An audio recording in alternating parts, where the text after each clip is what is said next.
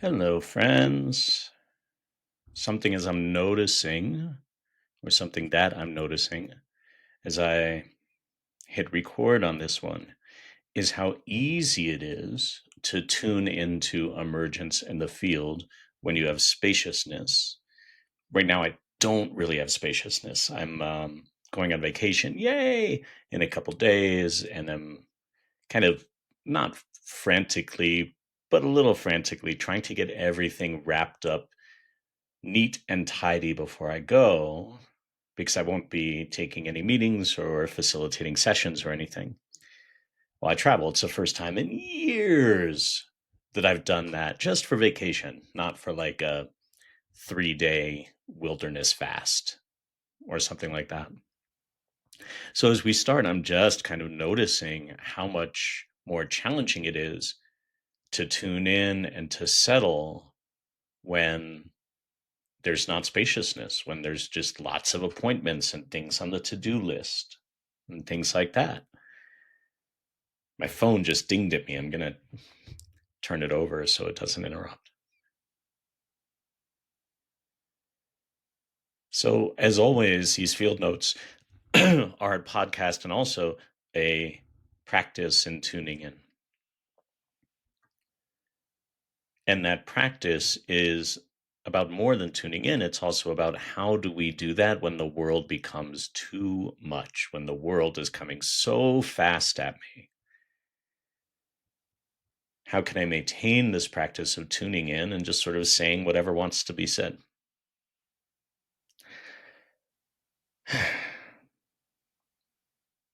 None of that is what wanted to be said. It's just something that popped out.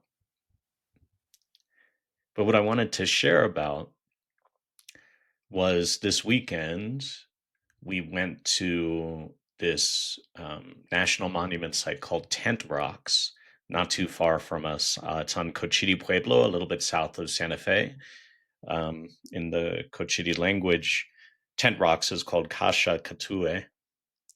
And it's these incredible rock formations that formed over millennia as through volcanic activity, right? The volcanoes would shoot out ash, and over years of interaction with wind and water and compression, that ash would become rock, and it creates these, you can look it up on the internets, just Google tent rocks. It creates these incredible hoodoo formations that seem to defy the laws of physics.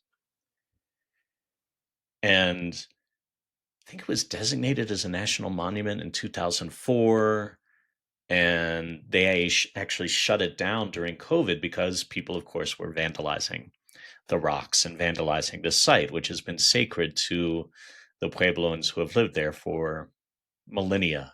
Since I think the earliest signs of habitation in that area come from 550 BCE, which means that they were probably a long way before that. And so this land, in addition to being incredibly beautiful, has been worked with and existed in relationship with humans for thousands and thousands and thousands of years. So we went to visit, and there's two hikes that you can do. One is a pretty gentle loop, and the other one is a slot canyon that goes up about 600 feet over a mile and a half. And we're not super athletic, but that didn't sound too bad. But we started this hike and realized that because of the landscape and the kind of claustrophobic feeling of the canyon closing in on you sometimes, it was a bigger hike than we thought it was. And there were several times that we felt felt like and almost did turn around.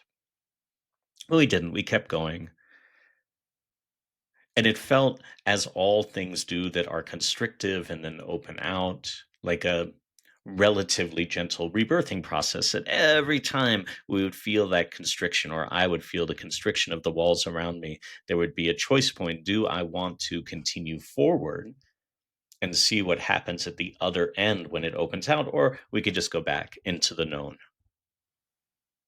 Such a tiny adventure, but there were all of these little significant moments. And at one moment, after we had been clambering up some rocks for a bit, just to catch our breath, we sat down on a rock overlooking this incredible landscape that humans have been looking out over for thousands of years.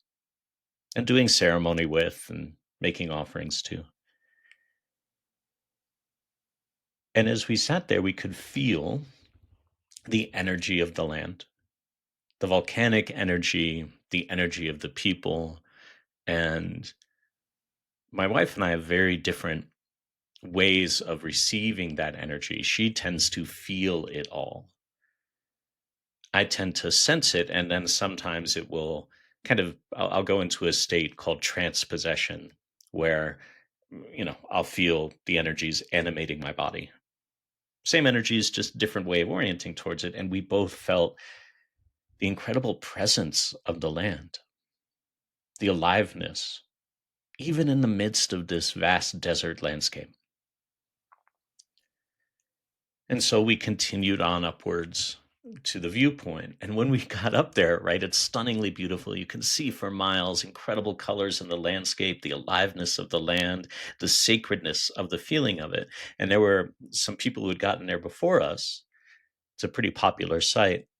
And they were talking about like airline reward programs and how many more miles they needed to get to Delta Majestic or whatever. And it was such a jarring thing to be at this sacred place, right? This viewpoint, and to see folks decked out in their hiking gear, talking in voices that kind of cut through the energy of the place instead of danced with it, but just talking about utter bullshit. And I feel like that's the norm because as we went back down the canyon, after making offerings at the top, and maybe I'll talk about offerings in a little bit, but as we made just really gentle offerings and expressed gratitude at the top, we went down and like everybody was so loud, you all. Wow. Just screaming up and down the canyon. The kids were like taking rocks, which you're not supposed to do. Not supposed to, but they ask you not to. And there was this incredible contrast between the deep, rich history, power, and sacred nature of the land and what happens when the us residents of the modern world, modern culture, kind of go into those places without awareness. That you're missing the richness, you're missing the aliveness because we're so imprisoned by things that we've been told are important. I guarantee you airline miles are not important. There are other things that are. Anyway, was thinking a lot about the feeling of that land and other places that I've been really lucky to experience. There's some incredible petroglyphs in southern Utah, a mosque in Istanbul where yeah, I still don't know what happened in that place. And the way that our culture interacts with nature, with cities, that over thousands and thousands and thousands of years, these rock formations have become beings. They've always been beings, but they are constantly evolving beings. And that when we create a city in the modern way, not a settlement, but a city, we plaster over millennia of history, millennia of evolution with asphalt, with concrete that degrades quickly. And so then we have to keep putting it down. So, where in ancient times and still in indigenous cultures, the primary action towards the land is one of relationship and gratitude and offering and harmony and working with. In modern culture, our primary relationship with the land is, even from an infrastructural standpoint, domination and management, putting down layers of concrete, stacking buildings on top of it. Then, if tree roots get underneath our house, we don't try to move the house. No, that would be too much work. Instead, we kill the tree, even if the tree has been there for a couple hundred years. We clear cut forests. And it goes back, I think, to themes that have come up before in these conversations, these themes of the amount of effort it takes to dominate and try to have power over a landscape, a person, a species, whatever it might be.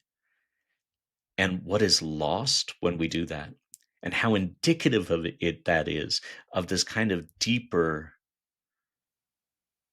matrix of beliefs at the bedrock of our culture of nature is not safe. We are not safe in the world, so we must construct our own version of it.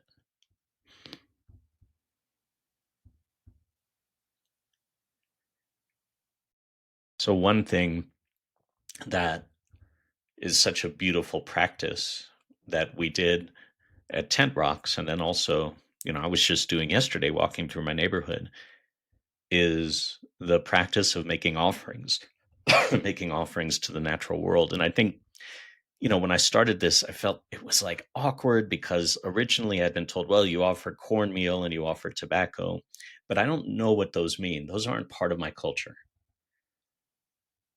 So I'd be doing it and it would feel weird. I now have, right, an intellectual understanding of how sacred that is to some cultures, but it's still not my culture.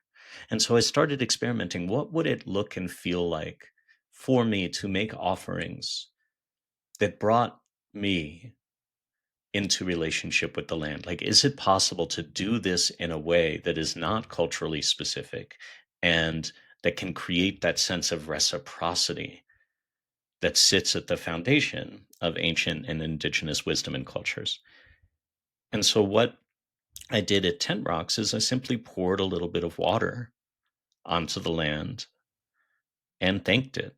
I thanked it for being so beautiful and thanked it for protecting us as we clambered up over boulders. I thanked it for hosting so many people who don't always respect it, but still hosting them with generosity. Thanked it for its beauty and whistled a little tune. And what I found over time is that when I do these things with presence and with a genuine, not just going through the gestures, but with a genuine intention and genuine gratitude, that it feels like a relationship with the land is established. It feels like the land starts to respond. Clouds start to respond. Walking around my neighborhood, I just started humming a tune that came to me, no particular tune, but again, did that with the intention of delighting the trees around me, delighting the earth, delighting the soil. And again, when this offering came from this deep place of a genuine desire to show love and to connect, the landscape seemed to come alive. Right? A bird dropped a feather right in front of me, a falcon. Didn't ask for that. It's just something that seems to happen when we enter into reciprocal relationship in a real way with the world around us.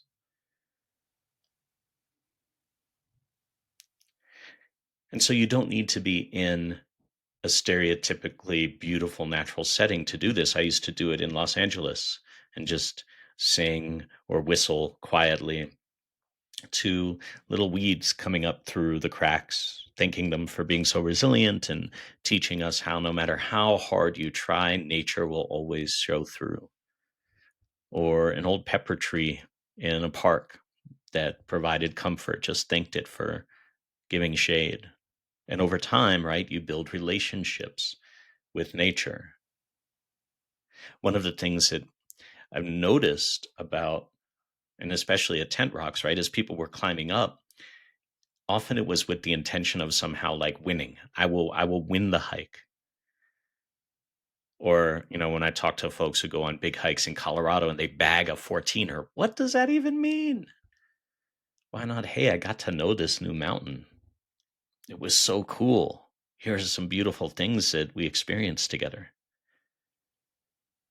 So I feel like there's an invitation in this that even amongst all the tumult, right, as I'm getting ready for vacation in a couple days and trying to keep up with all the obligations real obligations that I have, is to really keep trying to tune in and to find those small moments of relationship, of song, of gratitude, of offerings, to bring just a little bit of a sense of the sacred into our movements through day to day life so that we don't need to do like a 30-minute, yoga practice or, you know, do some culturally appropriative ceremonies, or even genuine ceremonies. If we don't have the time, we can simply enter into reciprocity and relationship in our own way and see what happens.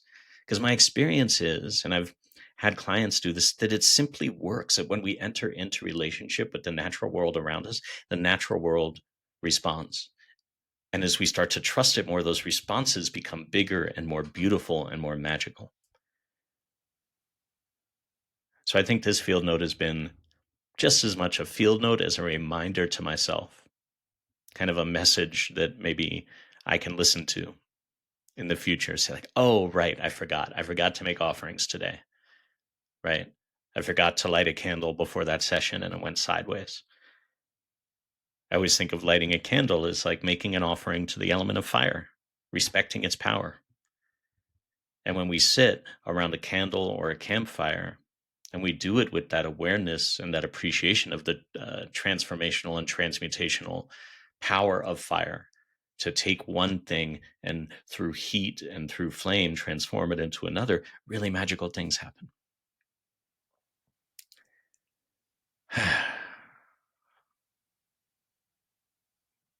So before I close this one down and go off to facilitate a session, I'm just going to invite us to take a breath together and do it with the intention of the breath as offering. A single breath as an offering of life and an offering of connection to any of the beings who may be sharing space with us, whether they are spiders or dogs or houseplants, trees, whatever they might be.